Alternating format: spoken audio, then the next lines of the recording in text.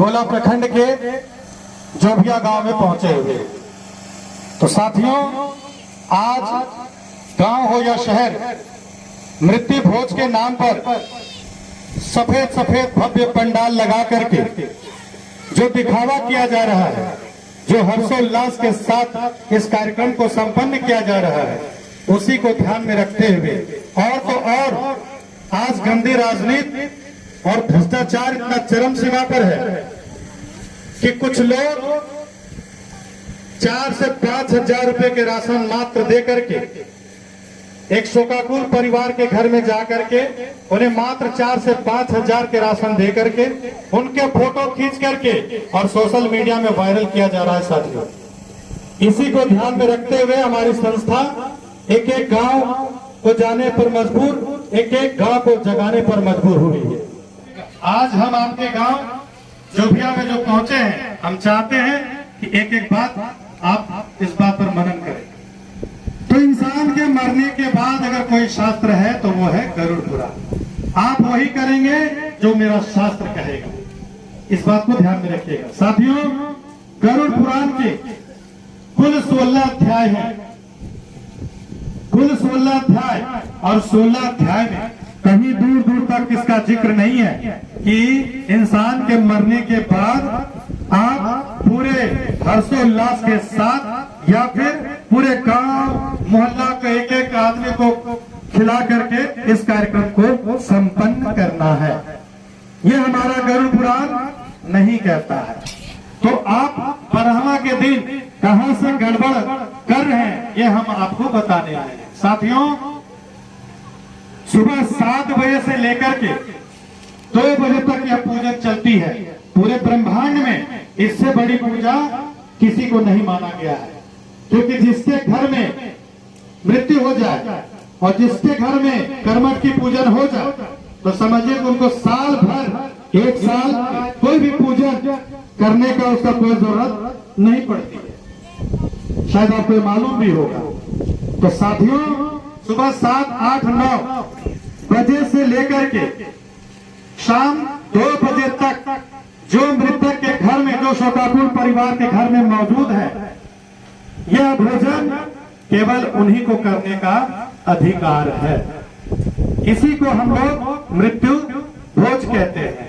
आज हम आपके गांव में धोती, कंबल, चावल, रुपया, पैसा, मुर्गा, दारू बांटने नहीं आए हैं, कुछ ज्ञान है जो बांटने आए हैं।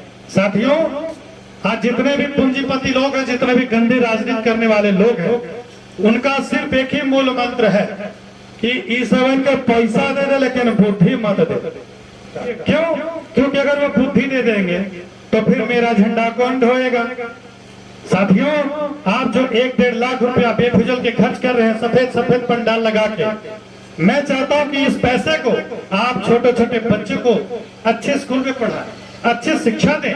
साथियों, आज एक किसान का बच्चा, एक गरीब का बच्चा, एक गरीब का बच्चा अच्छा स्कूल में पढ़ाई नहीं कर पाता है, अच्छा परवरिश नहीं हो पाती है, अच्छे कपड़े हम नहीं दे पाते हैं, लेकिन आडंबर और दिखावा करने के लिए हम 1 से 1.5 लाख रुपया खर्च कर देते हैं। मैं ये पूछना चाहता हूं कि क्या आप हमारी बातों से सहमत हैं?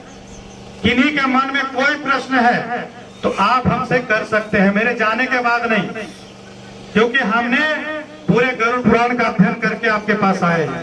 सवाल आप उसी से कीजिए जहां पे उसका जवाब, उनका निवारण हो।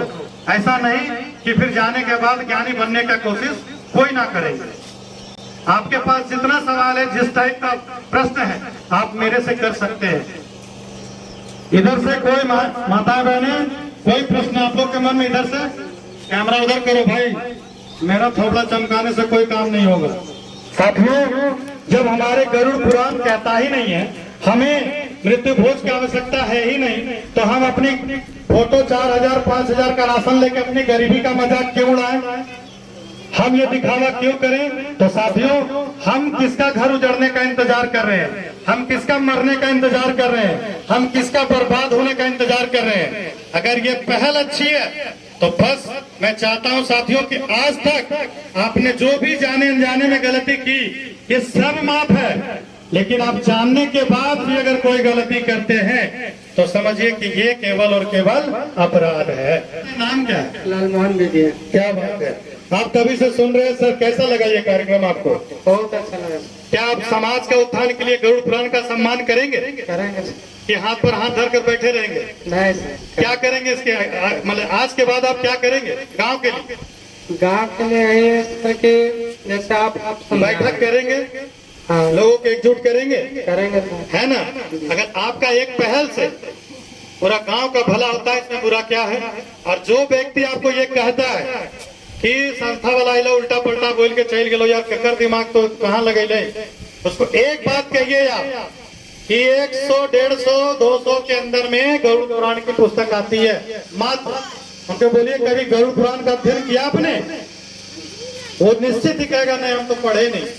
सही बात। तो भैया आप बोले पहले आप पढ़े उसके बाद गढ़े, तो या तो मानिए या तो फिर जानिए, क्योंकि हमारी समस्या ये है सर कि हम कुछ जानते भी नहीं और हम किसी की मानते भी नहीं। कोई संदेह यानी आप हमारी बातों से सहमत है? कोई दो शब्द रखना चाहेंगे अपना? हमारी माताएं बहने ये सब झगड़ा में खाली बोलबत हो साड़ी खोज के धोएंगे नहीं बोलना, कोई बात नहीं। हमारे हिंदुस्तान की ये खूबसूरती भी है साथियों। मैं ये चाहता भी हूँ जो मुस्कान अभी हमने देखा है आपके चेहरे में, पूरा गांव इसी तरह खिलखिलाता रहे, मुस्कुराता रहे।